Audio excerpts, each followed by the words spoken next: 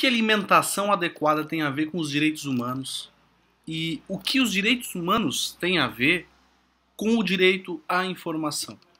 Esses são alguns dos questionamentos que a gente tem no desenvolvimento desse trabalho que a seguir iremos apresentar. Bom, meu nome é Eduardo Baldiceira Carvalho Salles, eu sou doutorando pela Pontifícia Universidade Católica do Rio Grande do Sul, de Porto Alegre, Brasil, e faço cotutela atualmente com a Universidade de Sevilha, na Espanha. Esse trabalho é apresentado e realizado em coautoria com a minha colega Naina Ariana Souza Tumeleiro, que é doutoranda pela Universidade Federal de Santa Catarina. O título do trabalho é Rotulagem para além da informação, direitos humanos e segurança alimentar e nutricional em foco. A modernidade trouxe consigo mudanças nas formas de produção dos alimentos. Essas mudanças alteraram os hábitos alimentares. Então, alimentos de preparo rápido, fast food, ultraprocessados, trazem consigo riscos à própria saúde humana. Fazem com que se aumente doenças crônicas relacionadas à alimentação. Para combater essas externalidades, esses riscos relacionados à alimentação, é necessário, de acordo com o nosso trabalho, que sejam implementados mecanismos de informação suficientes. E é claro que riscos a sociedade sempre teve, né? Desde as sociedades antigas até a contemporaneidade. A diferença é que os riscos agora são produzidos pelo próprio ser humano, né? E esses riscos modernos, eles possuem uma certa invisibilidade que dificulta a sua percepção, né? Como, por exemplo, riscos com contaminação nuclear, com substâncias tóxicas nos alimentos, que escapam à fácil percepção humana e imediata do risco, né?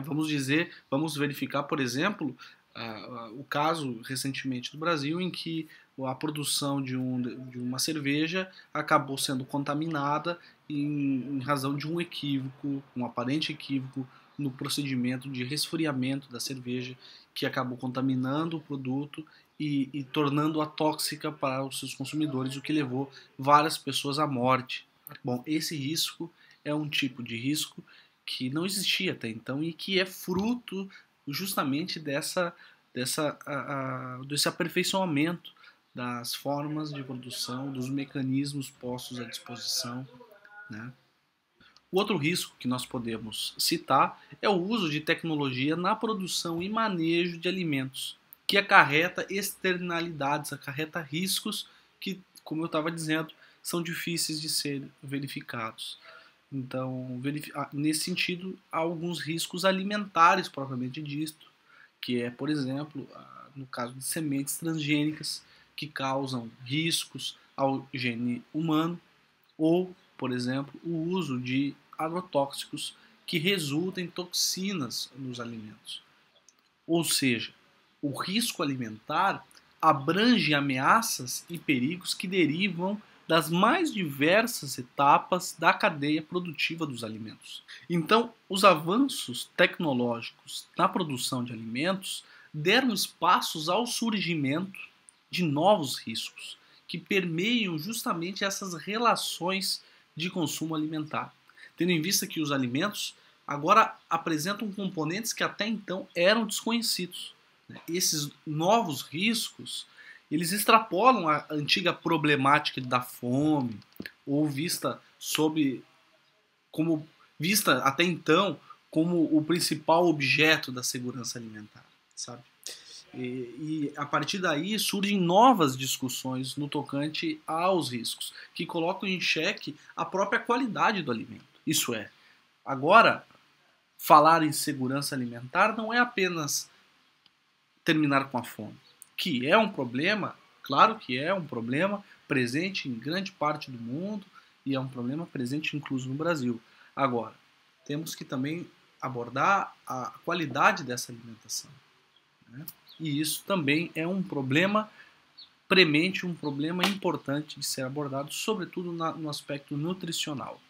E é por isso que, diante desses novos riscos alimentares, é que surge a segurança alimentar para estabelecer alguns padrões e garantir a segurança efetiva do consumidor, né, em sua relação de consumo alimentício. Daí que a gente tem o termo e o conceito de direito humano à alimentação adequada e à segurança alimentar. Essas mudanças na forma de produção, na forma de consumo, na forma de comercialização dos alimentos, elas acarretam riscos aos consumidores que até então eram desconhecidos, mas que a cada vez mais ganham reconhecimento das pessoas porque, claro, estão frente a frente às consequências da alimentação não saudável e dos riscos nutricionais decorrentes daí. Quando nos alimentamos, nós, seres humanos, não nos satisfazemos apenas do ponto de vista nutricional, mas também nos refazemos, nos construímos, nos potencializamos em nossas dimensões orgânicas, nossa dimensão intelectual, nossa dimensão psicológica, nossa dimensão espiritual, de modo que não é sem razão de que muitos rituais religiosos envolvem o ato de preparação e de comunhão de alimentos. Com a alimentação a gente conecta a cultura, conecta a família, conecta amigos, conecta festividades. Alimentar é uma coisa tão importante porque o indivíduo tem uma ligação com o físico e com o seu passado. Consegue rememorar experiências da infância, aquele cheiro de pão saído do forno, que traz conforto, que traz segurança, né? E que traz um sentimento que lhe fortalece do ponto de vista da saúde mental, no sentido da sua dignidade humana. Ou seja, a alimentação ela carrega inúmeras conotações, inúmeros significados e jamais pode ser suprida por uma ração básica, ainda que seja nutricionalmente adequada, balanceada. A alimentação vai além disso. Tem a ver com um processo de transformação, de preparação da natureza em um sentido amplo, transformando-a em alimento. Então, alimentação adequada não é apenas dar uma ração para que a pessoa sobreviva. Tem a ver, sim, com as condições para a pessoa ter acesso suficiente, adequado, de uma maneira, né, no sentido de quantidade e de qualidade, e também num sentido culturalmente apropriado a ela, num sentido em que ela se sinta digna, livre, né, de forma individual e coletiva, a poder estar estimulada e poder acessar e produzir e transformar a natureza em alimento. Então, nesse direito à alimentação, está incluído também o acesso aos recursos para produzir os alimentos, ou para pelo menos adquiri-los, né? E esses alimentos, claro, precisam ser seguros, precisam ser saudáveis, precisa possibilitar uma alimentação conforme os hábitos e práticas predominantes na cultura individual, da região ou até mesmo da sua origem étnica. Esse direito está positivado internacionalmente na Declaração Universal dos Direitos Humanos, que no artigo 25 prevê justamente que todo ser humano tem direito a um padrão de vida capaz de assegurar-lhe e também à sua família uma condição, né, de saúde, de bem-estar e de, inclusive, alimentação. Também o Pacto Internacional sobre Direitos Econômicos, Sociais e Culturais também prevê esse direito no artigo 11, que assegura o direito de toda pessoa a um nível de vida adequado para si própria e sua família e, inclusive, menciona expressamente a alimentação. Pode-se dizer, então, que as políticas de segurança alimentar e nutricional é um meio para assegurar o direito humano à alimentação adequada.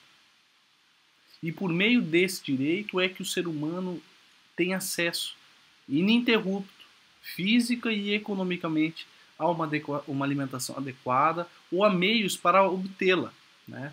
E aí, como eu disse antes, isso não tem a ver com uma ração mínima, com uma alimentação nutricionalmente balanceada, mas que mínima, digamos assim, mas tem a ver com aquilo que te faz feliz no ponto de vista da alimentação, no sentido de alimentar-se com aquilo que você deseja, mas que aquilo também seja alimento, né?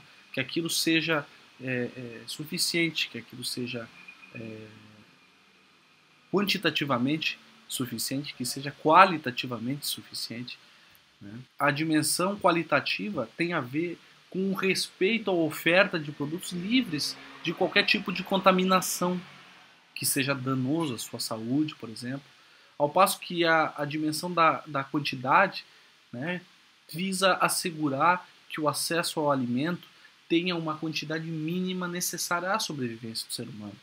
Essa problemática da segurança alimentar e nutricional, ela ganha cada vez mais importância. Ainda mais agora, com a questão do coronavírus e a pandemia, a gente vê como o ponto de vista da alimentação é colocado sempre no primeiro ponto, tanto no sentido para recuperar uma pessoa enferma, mas também para a sobrevivência de populações.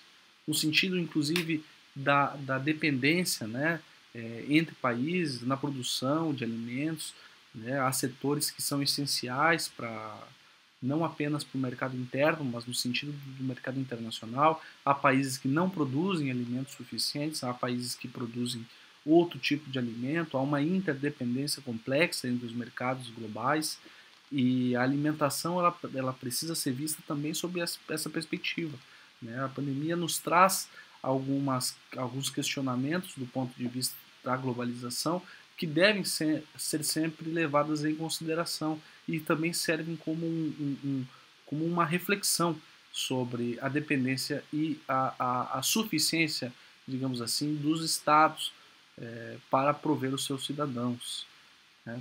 Há também a perspectiva de que a pandemia teria sido iniciada a partir de um alimento não seguro, no caso sobre morcegos e tal, mas também a gente tem que verificar um segundo ponto, que é justamente a forma em que muitos alimentos são produzidos, num ponto de vista de produção massiva, em que a gente destrói o meio ambiente justamente para produzir muitas vezes frango, produzir gado, né? Produzir soja, produzir milho para fazer ração, e tudo isso acaba criando mini cidades de animais em que os animais estão muito próximos entre si e que isso, claro, é um vetor para o surgimento de doenças.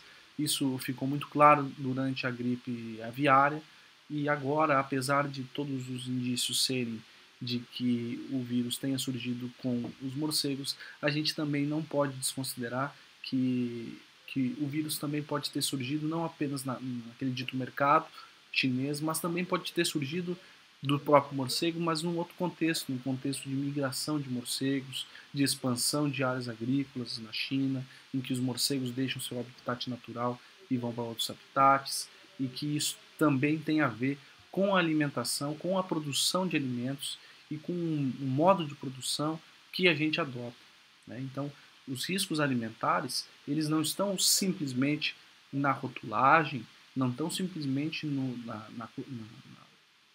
ponto de vista da nutrição suficiente, mas tem a ver também com a produção do alimento, já que muitas empresas, muitos setores externalizam os seus riscos a outro lado, né? É só pensar do ponto de vista da produção de bovinos em larga escala, em que os riscos ambientais ocasionados são terceirizados para outros setores que não eles próprios, né? Ou seja, a sociedade acaba arcando com os riscos do negócio. Em resumo, esse trabalho, claro, é mais limitado a trabalhar a questão da rotulagem, e eu poderia dizer a vocês que é necessário elevar esse debate da rotulagem a um outro nível, tirando o debate meramente da questão informacional e comercial e atribuindo ele a uma importância de direito à alimentação adequada, de direito à segurança alimentar e nutricional. E só desse modo é que a discussão pode prosperar de um modo a efetivar uma rotulagem que abarque a complexidade da alimentação dos nossos tempos e também a complexidade da produção de alimentos no nosso tempo, que leva em consideração, como eu disse, modos de produção variados, tecnologias variadas, que devem sim ser informados ao consumidor para que ele leve isso em consideração no momento de alimentar-se. É isso, eu fico à disposição a dúvidas. Nosso e-mail vai ser informado, acredito, mas a gente tá disponível sempre para trocar ideias. Obrigado.